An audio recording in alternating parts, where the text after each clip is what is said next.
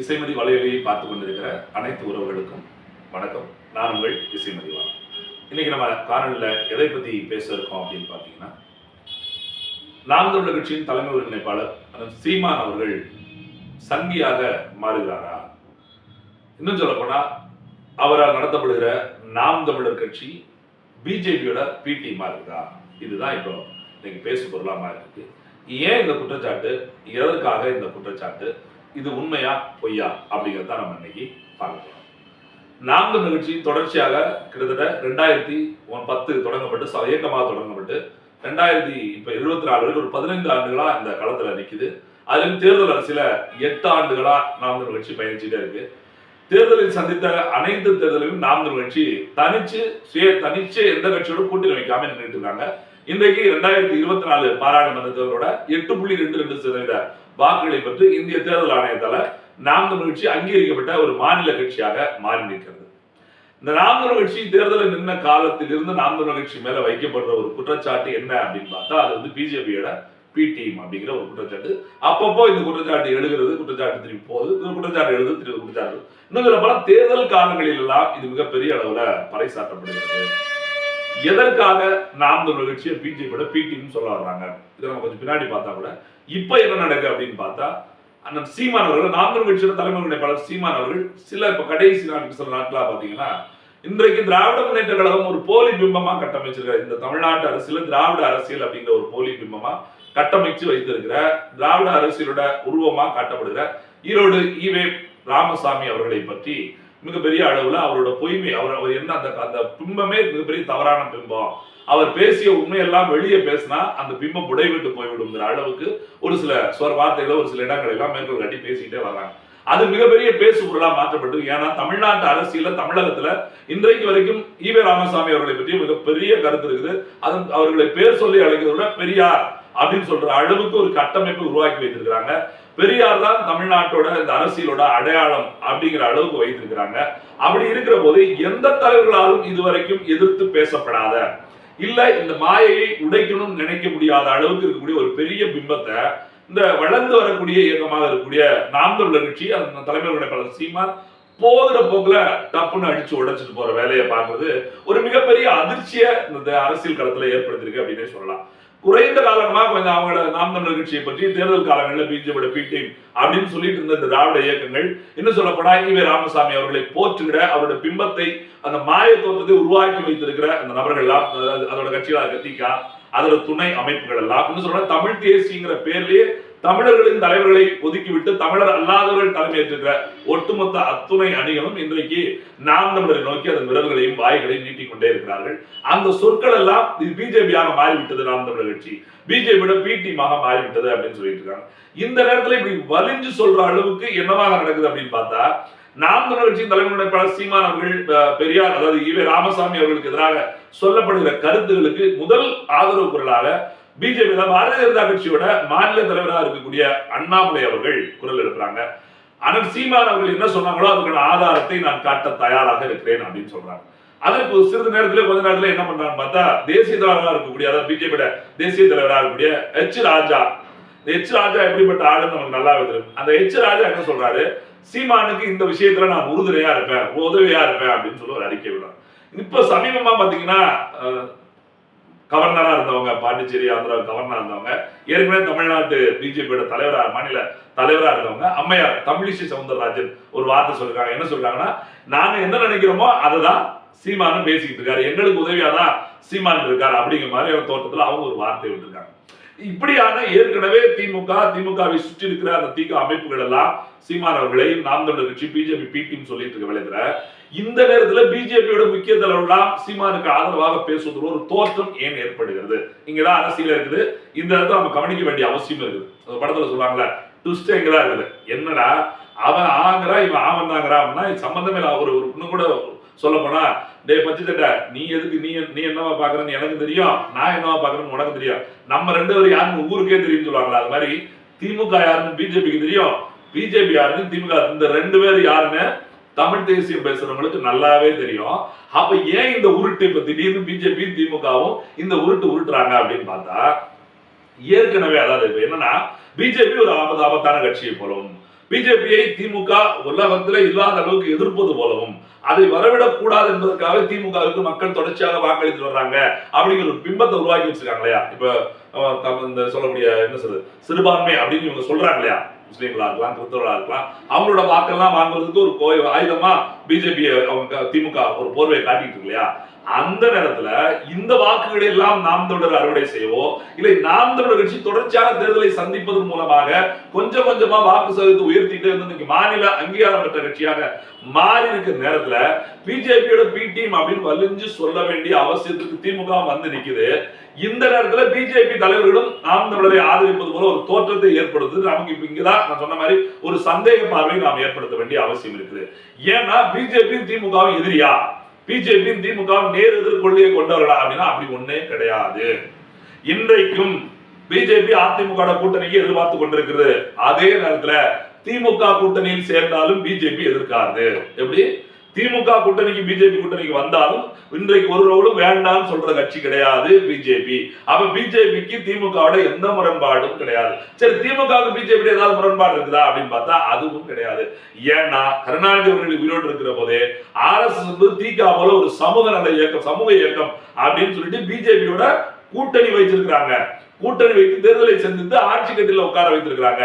அப்ப திமுக முற்றும் முழுமையாக பிஜேபி எதிர்க்கிற கட்சியா அப்படின்னா அதுவும் கிடையாது. தேர்தலுக்காக தேவைக்காக கூட்டு சேர்கிற இயக்கமா தான் இருக்குது. சரி, இந்த தேர்தலில் ஸ்டாலின் அவர்கள் வந்தவர்கள், உதயநிதி ஸ்டாலின் வந்தவர்கள் முழுமையாக எதிர்க்கிறார்களா அப்படின்றது அப்படியும் கிடையாது. ஏன்னா இந்தியா முழுமைக்கும், அதாவது பாத்தீங்கன்னா இந்தியா கூட்டணி, இங்க என்டிஏ கூட்டணி, பாரதிய ஜனதா கட்சி என்டிஏ கூட்டணி, இது காங்கிரஸ் இந்தியா கூட்டணி. என்டிஏ கூட்டணி ஆட்சி செய்யாத மாநிலங்கள் இருக்கக்கூடிய இந்தியா கூட்டணி இருக்க தலைவர்கள் ஆட்சி செய்யக்கூடிய மாநிலங்களுடைய தலைவர்கள் மீதெல்லாம் வழக்கு பதிவு செய்யப்பட்டுக்கிட்டே வருகிறது.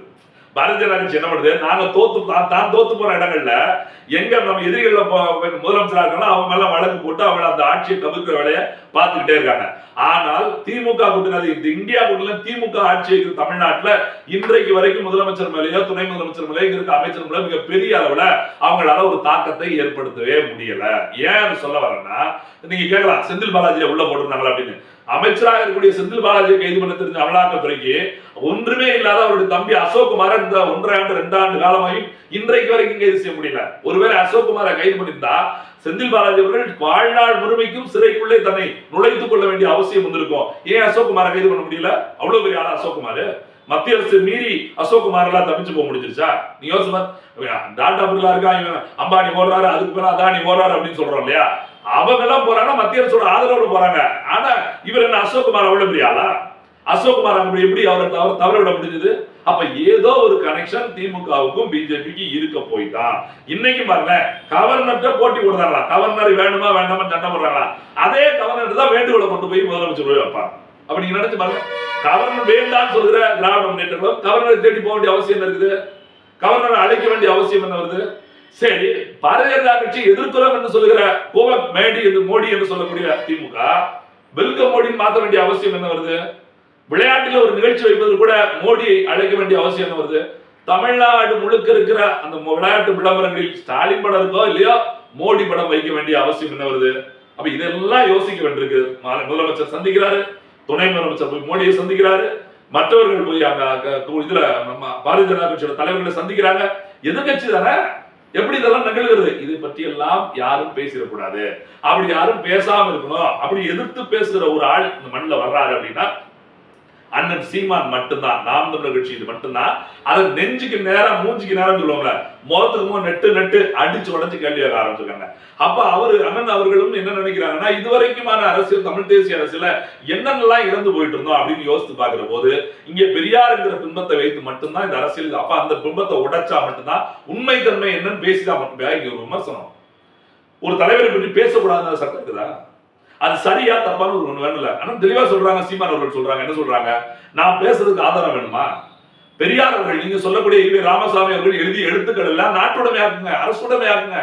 இன்றைக்கு பல எழுத்தாளரோட சொற்கள் எல்லாம் அரசுடைமையா இருக்குல்ல, நூல் எல்லாம் அரசுடைமையா இருக்குல்ல.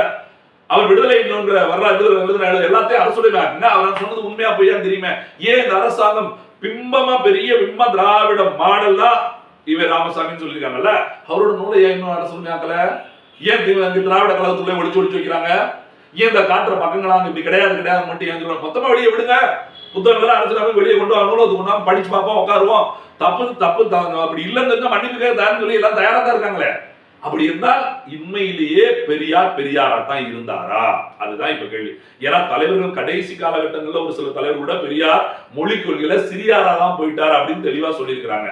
ஒருவேளை பெரியார் மிகப்பெரிய பிம்பமா இருக்காரு, எல்லோரும் ஏற்றுக்கொள்ளக்கூடிய தலைவரா உருவாக்கிட்டாங்க, அவர் போய் எடுத்துட்டோம்னா நம்மள நிறைய பேர் எடுத்துருவாங்க அப்படின்னு வேணா நிறைய தலைவர்கள் பெரியாரை உடைப்பதற்கு, பெரியாரை எதிர்ப்பதற்கு, பெரியாருக்கு மாற்று கருத்து வைப்பதற்கு தயங்கி இருக்கலாம். ஆனால் சீமான் அவர்கள் இதான் சொன்னார், அண்ணன் சீமான் அப்படி வர ஆளே கிடையாது. என்ன காரணம்னா இந்த அரசியல் வரலாற்றே எடுத்து பாத்தீங்கன்னா ஒருத்தர் கூட தனிச்சு நிக்க முடியும் அப்படிங்கிற தைரியமே கிடையாது. இது வரைக்கும் அப்படி இருந்ததே கிடையாது. அப்படி இருந்தா கட்சி பெருசா நீடிக்காது அப்படின்னு எல்லாருக்குமே தெரியும். ஆனால் நிப்பேன் அப்படின்னு 4 தேர்தல் நின்றுட்டு இருக்குது அண்ணன் சீமான் மட்டும்தான். நிறைய பேர் அவர்கிட்ட கட்சிக்காரர்கிட்ட கேட்கிற கேள்வி என்ன தெரியுமா, நீங்க எவ்வளவு நாள் இப்படியே இருப்பீங்க, குறைஞ்சபட்சம் 4 எம்எல்ஏ ஜெயிக்கா உங்களால பொறுப்பு போட முடியுமா அப்படின்லாம் கேட்கிறாங்க. அப்படி 4 எம்எல்ஏக்காக சமரசம் பண்ணிட்டா முழுமை வாழ்க்கையே சமரசமாயிரும், அரசியலே சமரசமாயிரும். அப்படி ஒரு எம்எல்ஏ தேவையில்லை, நாங்கள் உரமானா கூட எங்களோட அடுத்த தலைமுறை எம்எல்ஏ ஆயிட்டு போயிட்டோம், ஆட்சிக்கு வந்துட்டு போட்டோம், எங்களுக்கு முழு ஆட்சி முதலமைச்சர் தான் தேவை ஒழிய 4 எம்எல்ஏ 4 எம்பி தேவையில்லை அப்படின்னு இதுவரைக்கும் எந்த கட்சியும் சொல்லல. ஒரு எம்எல்ஏனாலும் கொடுங்க, குறைஞ்சபட்சம் என் மக்களுக்கு தேவையான நான் செஞ்சுக்கிட்டு இருக்கேன், முடிஞ்ச அளவுக்கு மூர்க்கமா சண்டை போட்டுனாலும் புடிங்கிட்டு இருக்கேன் அப்படின்னு சொல்லக்கூடிய கட்சிகளுக்கு இடையில இந்த 2 எம்எல்ஏ 4 எம்எல்ஏ சமரத்துக்கு நான் விரும்பல. நான் தமிழ் தேசிய அரசியலை விரும்புறேன், தமிழர்களுக்கான இந்த மண்ணுக்கான மக்களுக்கான தேசிய நல அரசியலை கொண்டு வரணும் அப்படின்னா முழு ஆட்சி அரசியல் எங்களுக்கு வந்தாகணும், அதனால இந்த கூட்டணி சமாச்சாரத்துக்கு நாங்க போக முடியாது அப்படின்னு தேர்தல் பயணத்திலே 8 ஆண்டு காலமும் ஒட்டுமொத்த இயக்கமா 15 ஆண்டு காலமும் ஒருத்தர் நிக்கிறார்னா அது சீமான் மட்டும்தான். அப்படி நின்று 8 ஆண்டு கால தேர்தல் பயணத்துல அங்கீகாரம் பெற்ற கட்சியாக மாறி போரும் அவர் நாம் தமிழர் கட்சியும் அதை உருவாக்கிய சீமான் மட்டும்தான். அப்ப இந்த பிரச்சனை என்னன்னா சீமான் எப்படிப்பட்ட ஆளு, நாம் தமிழர் எப்படிப்பட்ட இயக்கம் அப்படிங்கிறத மக்களுக்கு உணர்ந்துருச்சு. இந்த ஆளு பேசலாம் அப்படிதான் பேசுறான், அதெல்லாம் பயல சின்ன சின்ன பயலா இருந்தாலும் அடிச்சு ஓடுறாங்க, பரவாயில்லப்பா ஆட்டு போட்டு கேட்கறாங்கப்பா அப்படின்னு ஒரு கேள்வி இருக்கு. இதெல்லாம் மத்தவங்களுக்கு வயிற்றுச்சல கிளப்புது. திமுக இருக்கவங்களுக்கே சிக்கல் ஒண்ணு இல்ல. இப்ப பாருங்க இடைத்தேர்தல், 20 கிழக்கு இடைத்தேர்தல் வருது, பெரிய கட்சியா மாற்று கட்சியா எதிர்கட்சியா இருக்கக்கூடிய அதிமுக தேர்தலை சந்திக்க எல்லாம் புறக்கணிச்சுட்டு போயிட்டாங்க. அதுக்கு முன்னாடி எதிர்கட்சியா இருந்த தேமுதிக புறக்கணிக்க சொல்லிச்சு. மாநிலத்துல நான் பெரிய மத்திய அளவுல நாங்க ஆட்சி இருக்கோம் பீத்திட்டு இருக்க பாரதிய ஜனதா கட்சி புறக்கணிச்சுட்டு போயிடுச்சு. யாருமே போட்டி போடல, ஆளுங்கட்சி திமுக எதிர்த்து. ஆனா நாம் தமிழர் கட்சி மட்டும் வேட்பாளர் தனிச்சு நிப்பாட்டு அப்படின்னு சொல்லி தஞ்சோரத்தோடு நிக்கிறாங்க.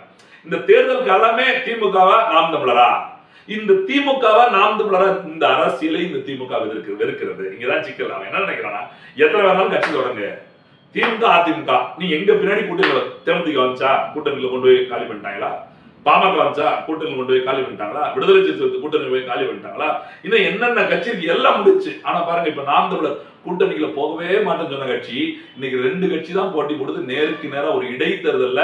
அதிலும் ஆளுகிற கட்சி முதல்ல அங்கீகாரம் பெற்ற கட்சியா நாம் தமிழர். இந்த மிகப்பெரிய ஒரு வளர்ச்சி இருக்கு பாருங்க, அதுதான் திமுகவுக்கு சிக்கலா இருக்கு. அதனாலதான் திமுக அமைச்சர்கள் சீமான் அவர்களை கிண்டல் அடிக்கிறாங்க. முதலமைச்சர் கூட பேர் சொல்லாம எள்ளி நகையாடுறாரு. பெரியார் உடைச்சுறாங்களா, அப்படியா இப்படியா, பெரியார் வச்சு நின்ற முடிவாள 60 வழக்குல 70,000 வழக்கு போட்டாலும் வழக்கை சந்திப்பதற்கு தயாரா இருக்குன்னு சீமான் தெளிவா சொல்றேன். ஏன்னா அவர் சொல்லியில் அவருக்கு நம்பிக்கை இருக்குது, உண்மை இருக்குது. அந்த நூல்களை அரசுடன் ஆக்குற போது பெரியாரோட பர்னிச்சர் உடைபடும் அப்படிங்கிற அவன் தெளிவா இருக்கிறதுனால இந்த இந்த பேச்சுக்கள் எல்லாம் எப்படி பேனா கலைஞரின் சிலை இந்த பேனாக்கு 80-81 கோடியில சிலை வைப்பேன்னு சொல்லும் போது நீ வச்சு பாரு நான் வந்து உடைக்கிறேன்னு சொல்லிய பேச்சு தமிழ்நாடு முழுக்க எவ்வளவு ஒரு கிளர்ச்சி அலைகளை உண்டாக்கியதோ, திமுக சரியான ஆளு சீமான் தாயா அப்படின்னு ஒரு சொல்ல உருவாக்குச்சோ, அது மாதிரி இன்னைக்கு பெரியார் இருக்கிற பிம்பத்தை உடைப்பேன் அப்படின்னு சொல்கிற போதும் எந்த கட்சியும் போட்டி போட தயங்குற போது நாம் தமிழர் போட்டி போட்டு சொல்கிற போது இவன் தான் சரியான ஆம்பளை வந்து நிக்கிறான் மாதிரியா. ஆளுங்கட்சிக்கு இதுவரைக்கும் ஒரு வெற்றி பெறல, 4 கவுன்சிலர் மட்டும் வச்சுக்கிட்டு இந்த எம்எல்ஏ நிக்கிறா மாதிரியா அப்படின்னு ஒரு பேசுபொருள் தமிழ்நாடு முழுக்க இருக்குல்ல. அந்த தைரியமான பேச்சு தான் திமுக உடைக்கணும்னு நினைக்குது. எப்படியாவது காலி பண்ணும். அப்போ ஒரே வழி பிஜேபியோட பிடிஎம், பிஜேபியோட பிடி. நீங்க திமுகவை எதிர்த்தீங்கனாலே நீங்க பிஜேபி பின்னாடி பேர வேண்டியதான். திமுகவை பிடிக்கலையா நீங்க பிஜேபி ஆட கைகூலி, திமுக வேண்டாமா அப்ப நீங்க ஆரிய கைகூலி. அது என்ன திமுக தான் இங்க உத்தரவாதமா இருக்கா பிஜேபி எதிர்க்கிறதுக்கு? திமுக தான் இங்க உத்தரவாதமா இருக்கா ஆரியர் எதிர்க்கிறதுக்கு? நீங்க யோசிச்சு பாருங்க. ஆரியரை எதிர்ப்போம்னா நீங்க பிஜேபியோட அந்த திராவிட கட்சி ஏன் கூட்டு வச்சது? கூட்டு வைக்க வேண்டிய அவசியம் என்ன? ராஜாஜியோட கூட்டணி வைக்க வேண்டிய, பெரியாருக்கு கூட்டணி வைக்க வேண்டிய அவசியம் என்ன? ஆரியத்தை எதிர்க்கணும் இல்ல பெரியாரு, இவர் ராமசாமி அவர்கள் எதிர்த்துக்கணும், ஏன் கூட்டணி வச்சாங்க? அப்ப இங்க நோக்கம் எல்லாம் ஆரியா பிஜேபி எல்லாம் பூச்சாண்டி. சின்ன குழந்தைக்கு சாப்பாடு விட்டும்போது மாமா பக்கத்துல நம்மளாம் வந்து வச்சுக்கோங்க, அண்ணன் சாப்பிட்றாரு சாப்பிடியா, மாமா சாப்பிட்றாரு சாப்பிடியா அப்படின்னு சொல்லுவாங்க நம்ம அக்கா மாதிரி. எதுக்கு? புள்ள பயந்துகிட்டு அந்த சாப்பாடை வாங்கிடும். அப்ப இந்த மாதிரி பூதத்தை காட்டி ஓட்டு வாங்குற வேலையா இப்ப மறுபடியும் நாம் தமிழர் மேல கொண்டு வந்திருக்காங்க. நான் நினைக்கிறேன் இந்த அரசியல் இந்த தேர்தல் தான் பிஜேபியோட பி டீம் நாம் தமிழர் அப்படிங்கிற அந்த ஒரு வார்த்தை சொல்றாங்களா, அது அடிச்சு உடச்சு தீர்ந்துலா சின்ன பின்னமாக போது. ஈரோடு கிழக்கு இடைத்தேர்தலா திமுகவா நாம் தமிழரா நேருக்கு நேராக மோத போகிற தேர்தல்னால இந்த வார்த்தை முழுக்க இந்த தேர்தலோடு முடிந்து விடும் நம்புறேன். கட்டாயம் இவர்கள் எழுப்புகிற இந்த விமர்சனம், பிஜேபியோட பி டீம் சொல்ற விமர்சனம் எல்லாம் அண்ணன் சீமான் அவர்களுக்கும் நாம் தமிழருக்கும் மிகப்பெரிய அளவுல செல்வாக்கை உயர்த்துவதாக இருக்கும். எனக்கு தெரிஞ்சு நாம் தமிழர் பிள்ளைகள் இதை பற்றி எல்லாம் பெருசா கவலைப்படுற மாதிரி இல்லை. அவங்க எப்படா பொங்கல் முடியும், அண்ணன் எப்ப அறிவிப்பு கொடுப்பாரு, நம்ம போய் வேலை செய்யலாம் அப்படிங்கிறதுலாம் இருக்காங்க ஒழிய, அது இல்லாம எல்லா கட்சியும் இல்ல ஒண்ணு சிங்கிள் நெட் ஒண்ணுக்கு நிக்க போறோம், நீ திமுக என்னென்னலாம் பண்ணுச்சுன்னு எடுத்து தரவுல அடிச்சு உடைக்கணும் மேடையெல்லாம் அப்படிங்கிற அளவுக்கு பேசிய மேடை அடிச்சு காலி பண்ணணும் மக்கள் மத்தியில. ஈரோடு கிழக்கு மக்களுக்கு செவிக்கு அப்படியே கருத்துக்கள் அள்ளி தெளிக்கணும். அவங்க ரொம்ப வேகமா தயாராகிட்டே இருக்காங்க. அங்கங்க அழைச்சிட்டு இருக்காங்க, ஏன்னா எப்ப போறீங்க, நீங்க எப்ப போறீங்க, நாங்க எப்ப வரீங்க அப்படின்னு அவங்க தயாரா இருக்காங்க. ஆளுநர் கட்சி அவ்வளவு பதட்டத்தோட நாம் தமிழரை திட்டமிட்டு ஒரு பிஜேபியோட பிடிப்பாக அண்ணன் சீமான் அவர்களை சங்கியாக மாற்றி விடலாம் அப்படிங்கிறது, அது தோல்வி பயத்தையும் நாம் தமிழரை பற்றிய வளர்ச்சியோட பயத்தை தான் திராவிட முன்னேற்ற கழகத்துக்கு திமுகவிற்கு இது ஏற்படுத்துகிறது என்பதுதான் உண்மை, நிதர்சனமான உண்மை. அதை வர தேர்தல் காலத்துல நம்ம கண்டிப்பா உணரலாம். நன்றி, வணக்கம்.